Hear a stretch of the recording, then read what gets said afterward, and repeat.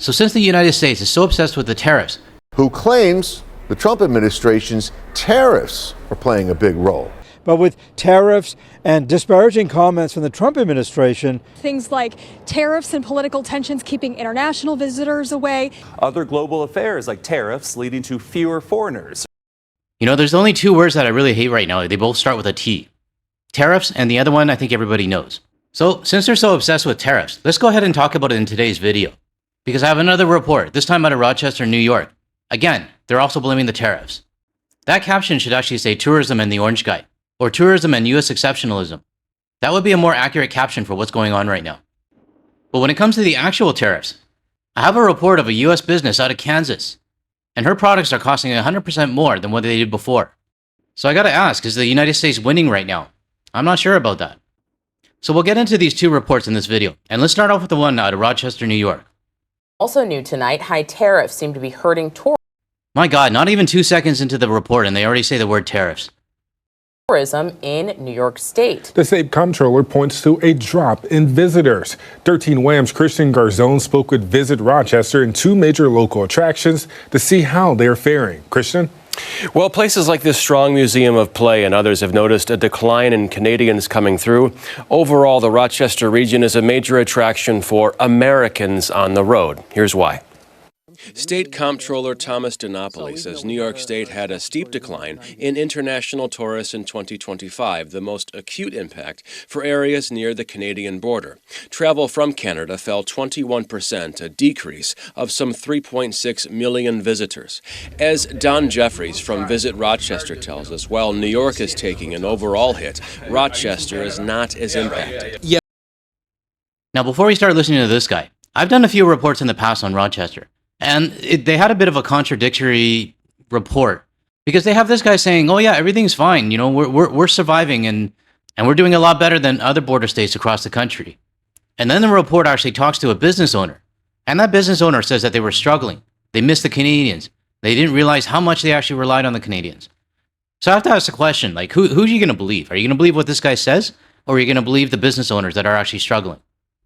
We have seen definitely a decline in foot traffic from Canada, but we've been very, very fortunate because our meeting and convention business, our sports business, the film business, the leisure travel have made up for it. He says border cities like Buffalo and areas like the Thousand Islands have felt the Canadian cessation far more than the Flower City. If that's the case, why is someone from your tourism board sending us a love letter, basically begging us to come back?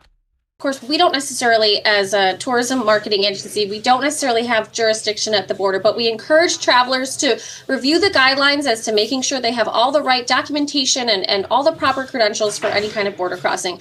But what I can wholeheartedly assure your viewers is that if you come to Rochester, you will be welcomed, you will be safe, and really we miss our Canadian our visitors. And Yeah, that one didn't age very well. I mean, this one was, I think, about 7 months ago, and she was basically saying we can't control the border, but you know, just make sure you have your documents okay, and once you make it through, you'll be safe. So yeah, that one didn't really age very well. But in my last video when I did this one, many of you in the comments told her to go shove her love letter where the sun don't shine. I don't think she'll be giving us another love letter again. And in fact, I don't think any border state should be doing it in the future. You guys got your own problems to fix. Fix your own problems first, and then maybe we'll talk after that. This freaking clip took me 30 minutes to find, but I definitely had to re-show it to everybody. But for some specific attractions like the Rochester Museum and Science Center, the loss of Canadian customers has caused them to take notice. In Q1 of 2024, RMSC saw the highest numbers of visitors from previous years. Last year in Q1, visitation from Canada dropped sharply, down 53% when compared to 2024.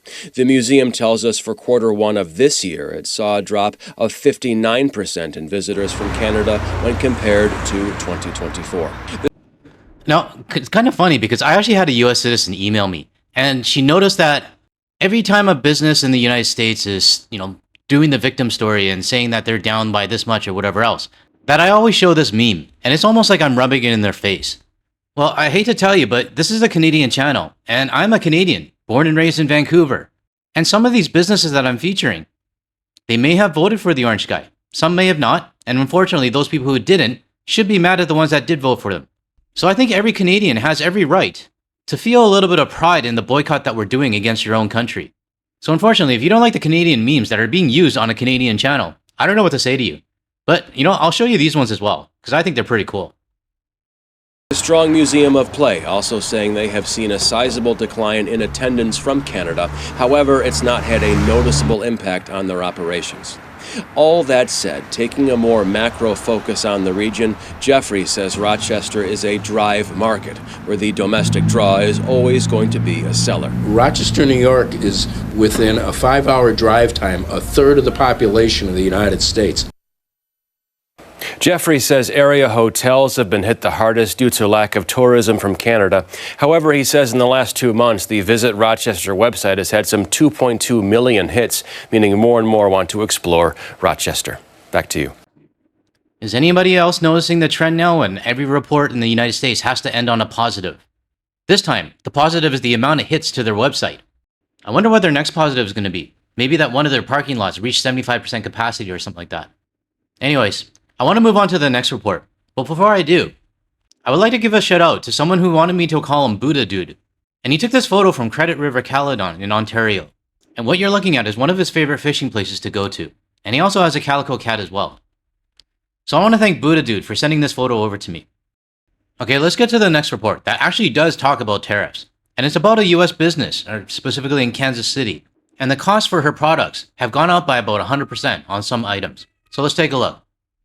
Last week marked 1 year since President Trump's Liberation Day. That was the launch of a sweeping tariff policy. As you know, the tariffs have impacted people across the country, including local businesses. So though they've gone down a bit, we still have increased cost.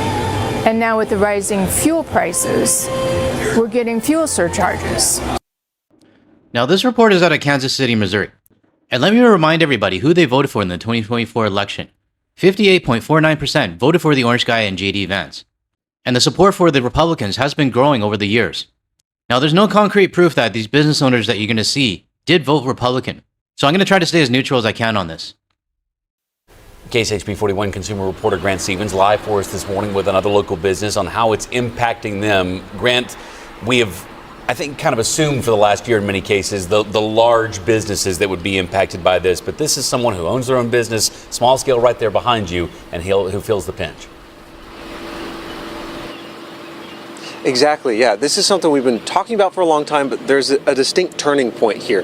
This is EB & Company, and there's a lot of them all around the metro. There's a couple of them. So the owner feels like they've got a pretty good feel of what the business in the metro feels like, and they say it doesn't feel great right now. In covering consumer news for Kansas City, I hear from business owners all the time about how they've been trying to wait, trying not to pass on the costs to the consumers, but now some are saying they just can't hold off anymore. I didn't feel the tariffs too much of an impact for the first 6 months, and in the last 6 months I've felt it a lot, and within the last 3 months I've really felt it, and I've had to really reevaluate manufacturing those pieces. Now, if you're in a business where you're importing things from a... Oh no, she's back. I lost my spot. Thanks. What was I saying? Oh yeah, if you're in a business where you have to import stuff, you would think that if your president's campaign was to put tariffs on countries, and you're importing goods from overseas, maybe say China, wouldn't you think that would affect your business? Now, there's no concrete proof that she's a Republican voter. I searched. But throughout this entire report, there doesn't seem to be any blame for the person that's actually causing all of this.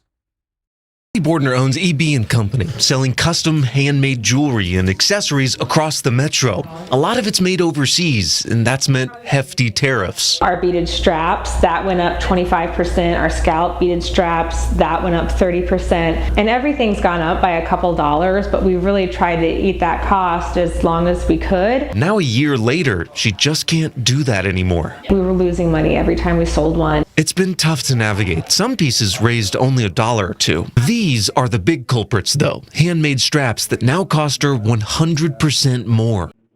Ouch, 100%. Now, if this lady didn't vote for the orange guy, then she should be furious at all of her next door neighbors, her family, her friends, or anybody else that did. Just saying.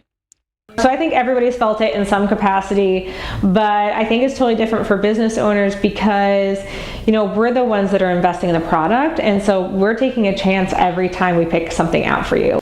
And there isn't really an off-ramp in sight, so after a year of increased costs buying and selling, she's bracing for months more. Like, I hate doing this. I hate it. And I'm like, I want to be known for that approachability and that price point. And so I hate doing that to people. Well, unfortunately these days, there's a lot of things that people hate doing. Like paying more for gas, paying more for airfare, paying more for all of our products that we used to get without these stupid tariffs. I'm not belittling her. I'm just saying that she's not alone, because the rest of the world is also suffering through this as well. Businesses around the world are in the same position, except we didn't have a choice and we didn't get a vote in it. But if any business in the United States wants to survive, they better make the right choice in November. Well, that's if there is a vote in November. My gut is telling me that something's going to happen where the orange guy will do his best to make sure that doesn't happen. But that's just my non-expert, unprofessional opinion. Alright, that's all I got for today's video. And before I end this one, I do want to thank everybody who watches the entire video, because it really does help the algorithm. And for those of you who have stuck around to the end, I have a present for you. More biscuits. I recorded this just before I started this video, so hopefully everybody enjoys it. If you found any value in anything I said today, or you want to hear more from a Canadian and international perspective without the US media bias, make sure you hit that like and subscribe button below. That way you're notified of my future videos. And if you want to see more of my videos, or you want to see more biscuit videos, yeah, you're gonna make biscuits later. Yeah? Oh shit, I forgot where I was. Make sure you... forget it. Have a good rest of the day, everyone.